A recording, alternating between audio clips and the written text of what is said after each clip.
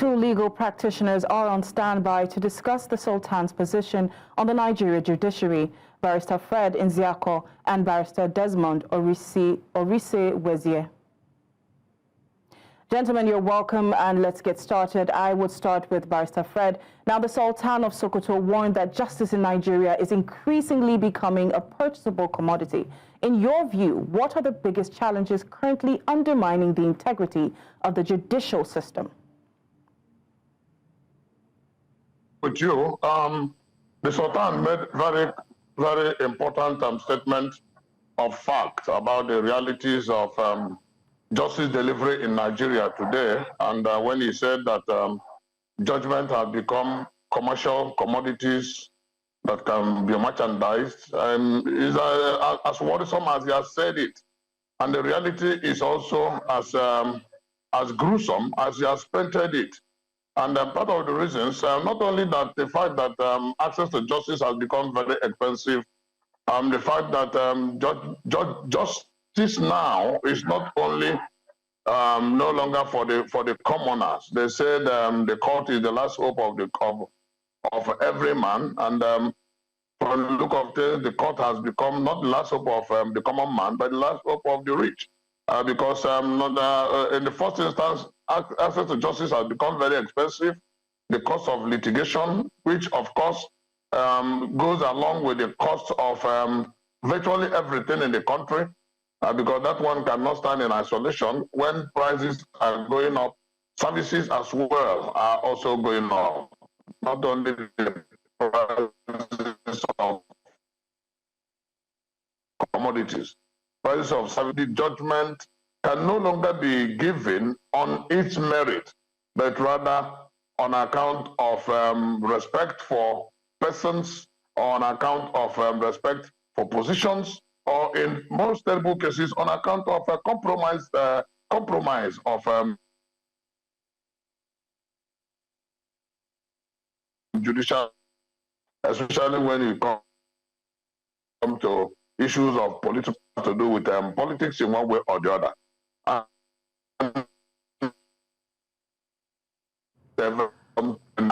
All right, on to this question is for Barrister Desmond. Now, how exactly does corruption and inequality manifest within Nigeria's justice system, and what practical steps can lawyers take to address these issues?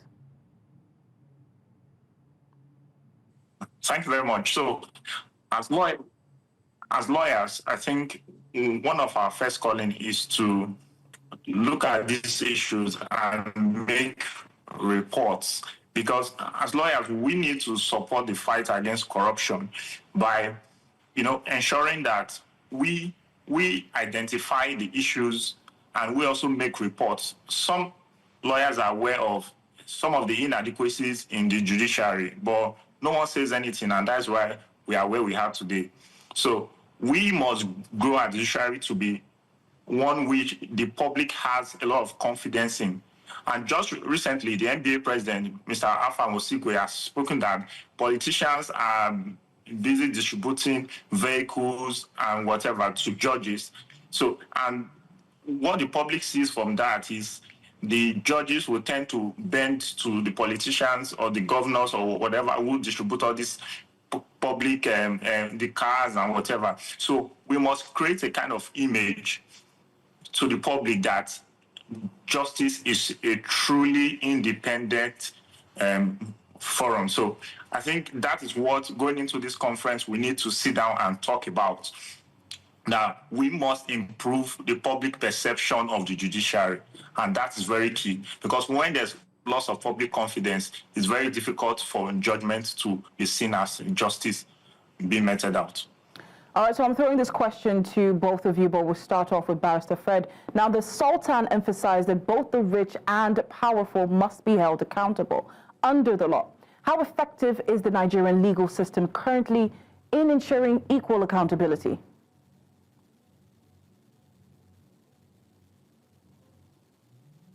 Barrister Fred? Hello. Okay. All right, please go ahead, Barrister Desmond, then. Okay, so our laws need reforms, but even where these reforms are, we need that independent mindset. We need to, before our laws will be able to work, the politicians are the ones who appoint some of our anti-graft leaders, those who run the anti-graft agencies. So, and as long as that continues, those who are in the good books of this so-called politicians tend to look like sacred cows. So we need to really look at how our legal system work, such that the appointment of those who lead these anti-graft agencies are truly independent in exercising their duties. And that would be a major step for us in the fight against corruption. All right, so rising litigation costs are cited as barriers to justice for many Nigerians. What reforms can be introduced to improve access to justice for the poor and the vulnerable? I think that we should invest more in legal aid, and just like in the UK and in other Western countries, they have a quite huge budget for legal aid, so where they support indigent members to access justice. And once that is done, the larger members who cannot afford some of these services are able to approach legal aid. So we need to keep our legal aid much more efficient and effective. Then the regular visits to the prisons and some of these detention centers to check, so that anyone who is not supposed to be there can be brought out. So these routine exercises have to be carried out, and only when that is done, then we can truly, achieve that larger access to justice. Because as long as we have the economic issues, people will not be able to afford legal services. So the legal aid is very critical, and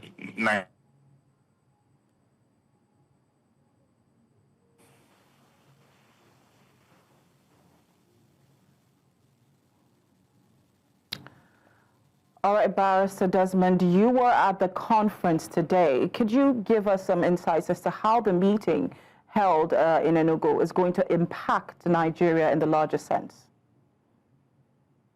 Okay. I think the NBA conference is an annual gathering of lawyers, sometimes running into 10,000 and even over 20,000. So it's an opportunity for lawyers to come together and reappraise our commitment to justice and to look at what are the reforms that should be pushed forward.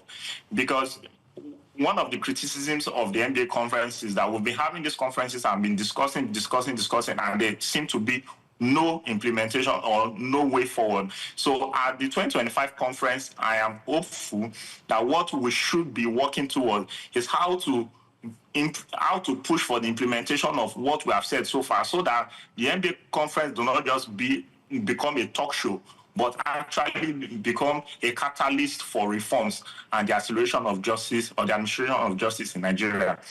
So for me, I'm very hopeful that this time around we are able to escalate these decisions and some of the conversations we've had to concrete reforms that we actually translate into the people's lives, that will really work for the people. Yes, so that's what I'm hopeful about. All right, thank you so much, Barrister Desmond and Barrister Fred, for joining us and giving us these insightful opinions.